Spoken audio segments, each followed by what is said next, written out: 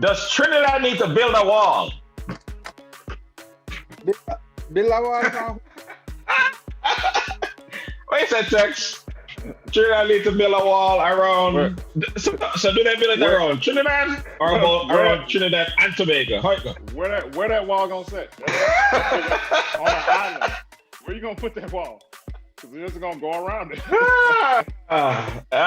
Anyway. Being facetious, obviously. But the reason why this has come up is there is an ongoing crisis in Trinidad. Really, the crisis is in Venezuela. So, excuse me. Hey, send one for me to know. So come. Yacht dash. All right. So the crisis is this: Venezuela. Just a humanitarian crisis. The economy has crashed. Human rights violations, all sorts of things, where the people of Venezuela are fleeing because they can't survive there. And so as a result of that, you have, thousands of Venezuelans, seeking a better life. And so where they're going north, the closest place is going to Trinidad. And so thousands of, Venezuela, any way they can get out of there, they're doing that. So a few weeks ago, a boat left Venezuela with, I think, about 28 people on board, like 16 kids, I think 12 adults. And, they got into some kind of trouble and the boat sank, everybody died. And so,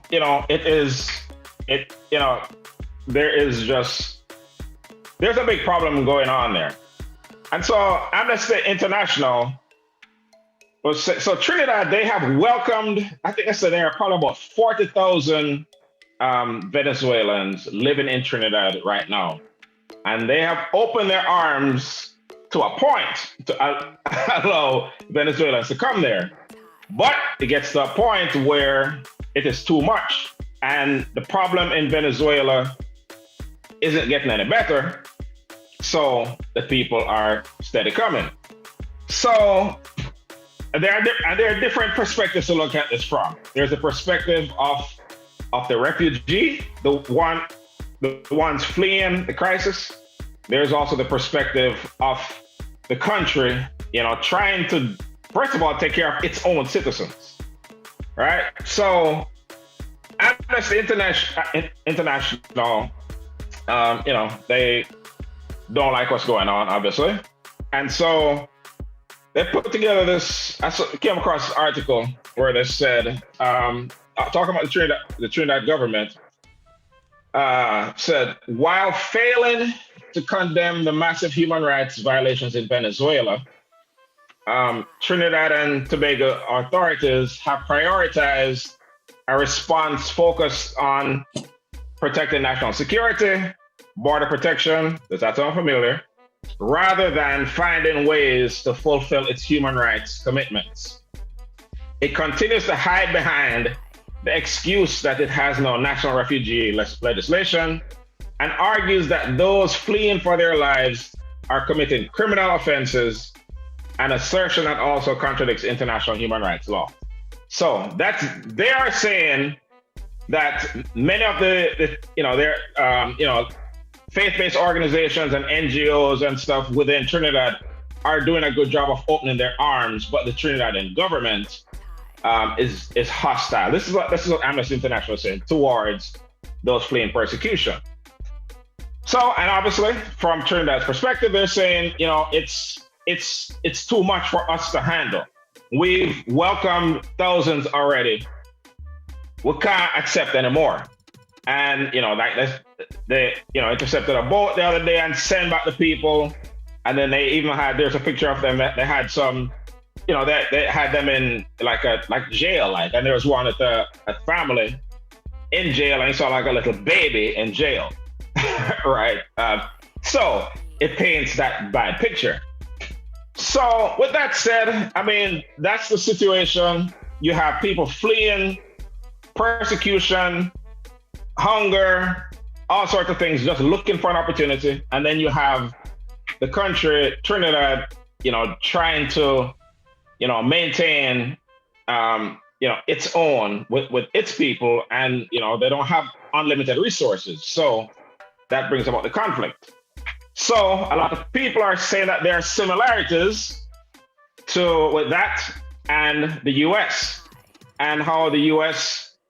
protecting its borders from the Central Americans, primarily Central Americans who are fleeing persecution and violence and all sorts of things, and trying to get to the border and claim asylum. And then Trump and talking about build a wall, build a wall, build a wall. And so people are comparing similar attitudes. So do you see any similarities? I'll start off with our honorary Trini, Dex.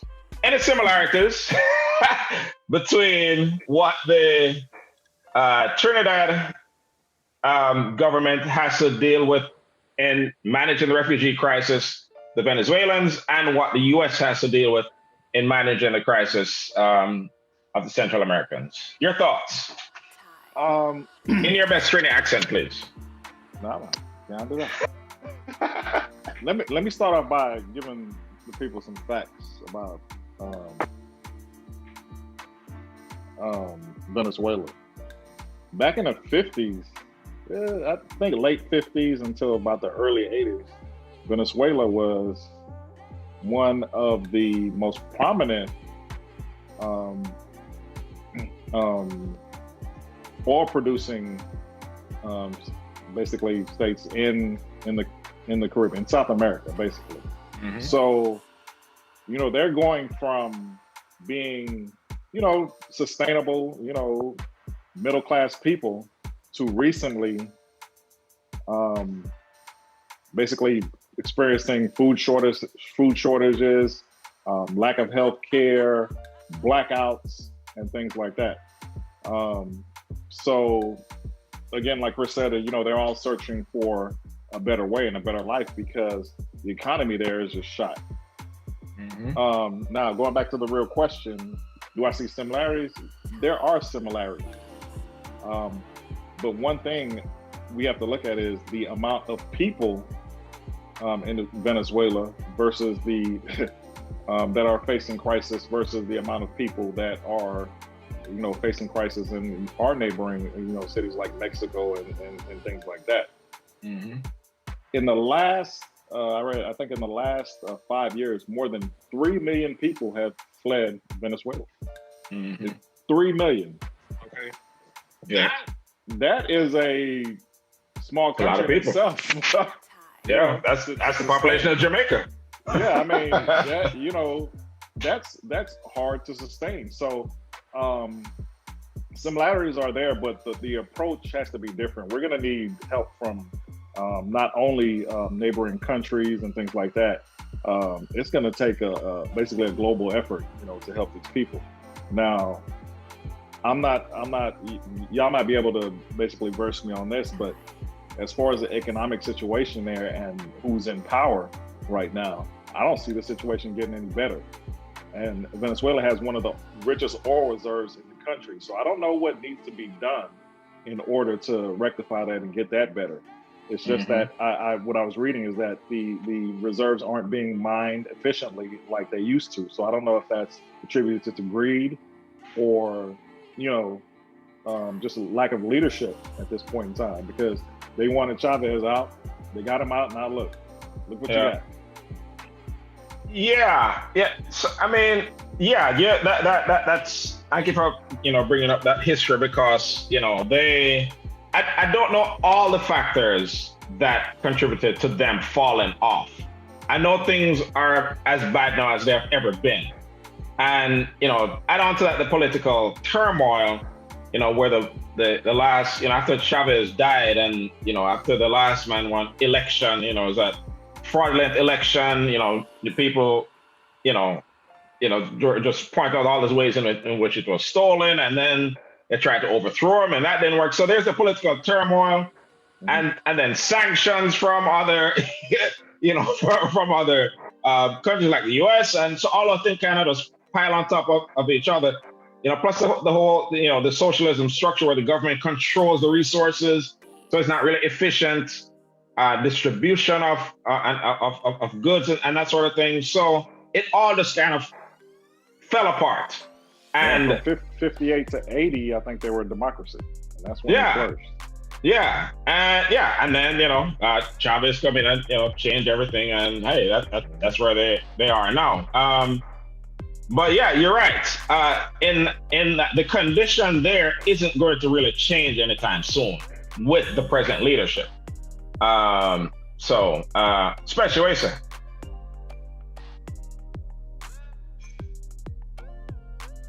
So hold on then now. So Trinidad can't make no more doubles or something? Right? You know what? Feed it. I'm gonna tell you something, because you brought up that's a valid point. Because when I if I feel like triples. When I visited Trinidad, I was wondering why, and I'm not looking at color because be honest, as Caribbean people, we don't really see color because wherever we go, there's a mixture of people. So I'm wondering why all these Trinidadians are speaking Spanish. Yeah. Yeah. And it wasn't until somebody actually educated me on it that these were Venezuelans coming over to make a better living. Yeah. And then I realized, okay, the type of foods that they were selling and things like that. So, that's a good point. But especially what I saw was because they are vending and trying to earn a better living, and they're willing to take less than minimum wage jobs, and when it comes to building structures and things like that, they're taking away jobs from the Trinidadians, and I saw that firsthand.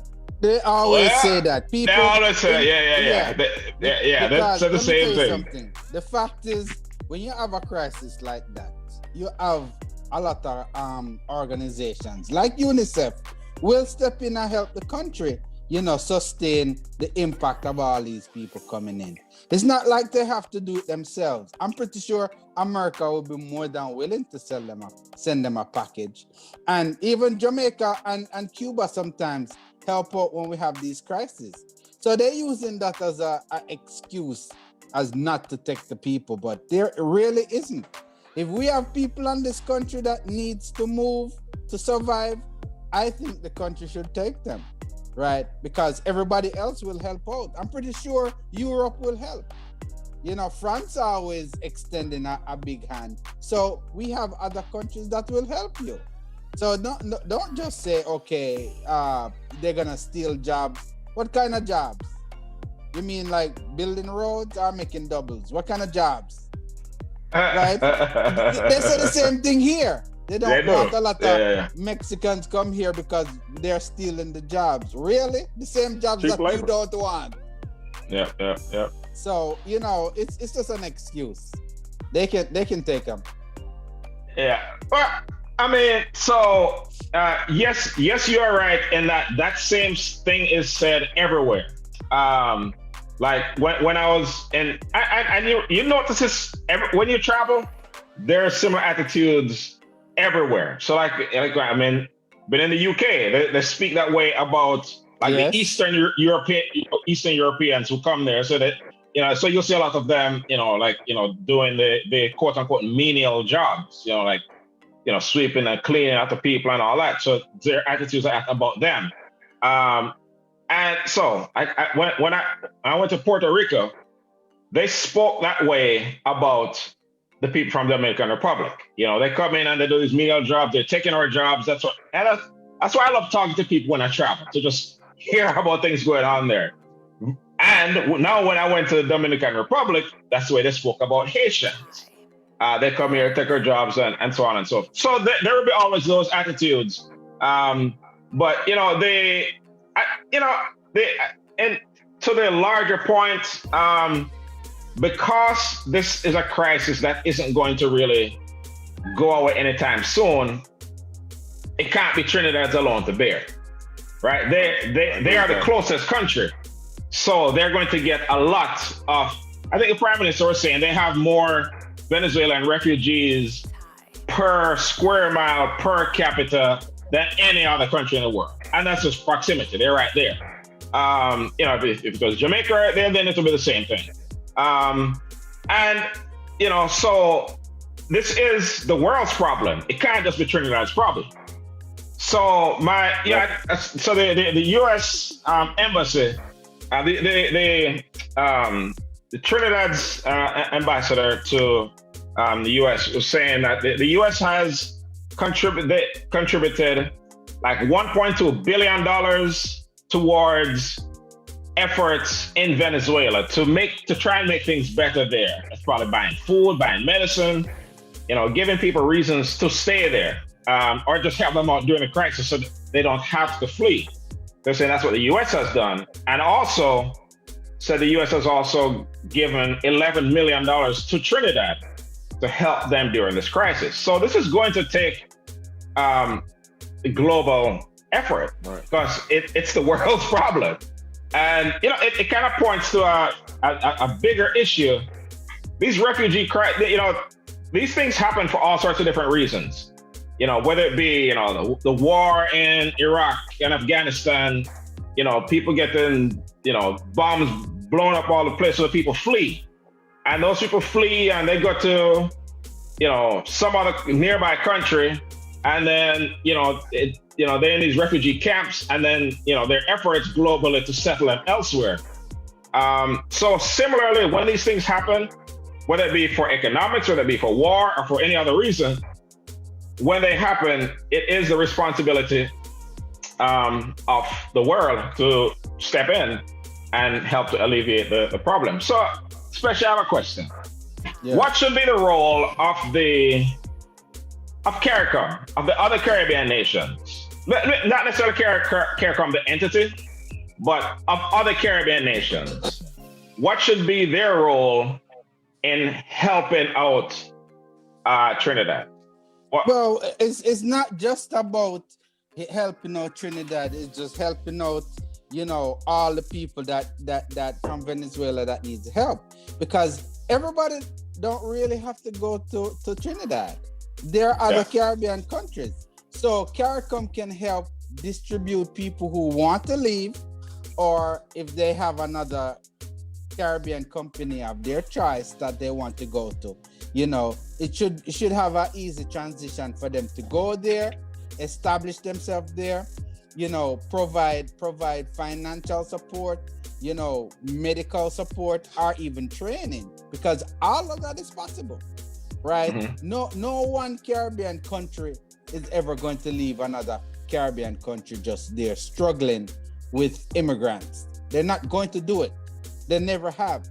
Yeah, and that's one of the reasons why Carecom was established. Make sure we help everybody.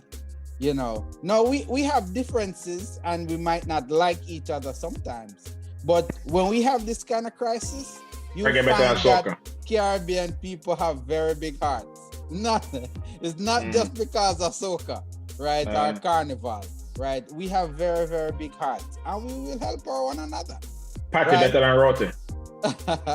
So party better than everything, including some bad roti though. Not roti. So it's not an issue. Red stripe better than Carib. Anyway, that is true. Yeah, it's not an issue if Carecom will help. Carecom will help. So go finish up. Yeah, but we have to actually see one country trying to make a difference first. That is how it usually happens. One country trying to make a difference and everybody else step in. I would actually like to find out what is the official position of Carecom with that, because I think you're right, but there should be an official position. Like I said, from Trinidad, I understand it from both perspectives. I understand. Look, any one of us, if we live someplace and not have food and have medicine, we're going to do what we need to do to survive. We're going to get to where we need to get to survive. Understand their perspective. Here's a question for Special. So how do you handle this? Now you're saying that Carecom should, handle Venezuela directly. Here's a problem when you open those floodgates. You're going to have a boatload of people wanting those benefits. versus if you deal with refugees that actually escape and go to Trinidad or one of the neighboring islands. So what do you tackle? You know, and I think that's their position. You know, do you go to them directly, or do you handle the position with the refugees in neighboring islands? I think you can do both, because let me give you a scenario. Same thing happened when Louisiana was flooded and all of them was coming to Houston. People were saying, no, we don't want them. They're going to pressure our economy. Build a wall. A lot of bad people, coming, criminals coming. But as you can see, years later, it worked out, right? We had help from other neighboring states. We had even help from international help. Even right? That wasn't the whole state of Louisiana, though. No, exactly. It was a ton of people coming to Houston, and a lot of and not all Houstonians were welcomed with open arms. No, they weren't. I agree with that. They were not. In the last 6 years, 3 million people have left Venezuela. That's a lot of people. Yeah. I mean, they're not all in Trinidad. We have enough that, space. We have enough space in the Caribbean to host all those people. So there, I heard some, and I don't think it was about this. What they're talking about, probably is immigration with the U.S. and Central America, saying that there's both a push and a pull that has to be dealt with. The push is, conditions within the country are so bad they have to leave. The pull is things are so great in the other country, it attracts them there. So from a push standpoint, a lot of the thinking has to be done from the global community to say, how can we make the situation in Venezuela better? Yes, we know it's challenging, we know it's difficult, but how can we incentivize those people to not want to get on a boat with 30 people and then drown? I mean, and I have similar thinking here, like with Trump when he locking off the border and all that. One of the things that his administration thought would be a good incentive for countries is if we stop helping them, if we stop helping Guatemala, so basically make things worse there. So if we make things worse there, stop giving them this money, then they will decide to do more for their people. No, it actually has the complete opposite effect. It makes the people want to leave more. So I think the global community needs to, probably U.S. primarily, because U.S. is the global power, but also it's within this hemisphere. Though the U.S. has done a lot, I think there is a lot more for the U.S. to do. And not just with sanctions and all these things, but how can we make life better for the Venezuelans? That's ultimately, look, nobody gets up and just want to leave their country just for the hell of it, right? If we could make the same living we make here in Jamaica back in the 80s, we would have never left. So, So everybody kind of wants to stay where they are.